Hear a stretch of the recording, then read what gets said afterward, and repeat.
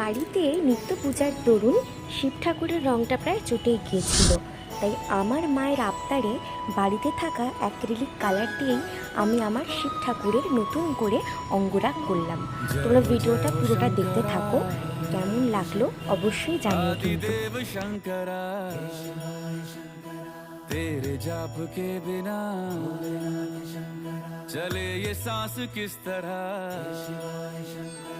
मेरा कर्म तू ही जाने क्या बुरा है क्या भला, तेरे रास्ते पे मैं तो आंख मूंद के चला, तेरे नाम की जोत ने सारा हर लिया तमस मेरा। नमो नमो जी शंकरा, भोलेनाथ शंकरा, जय त्रिलोकनाथ।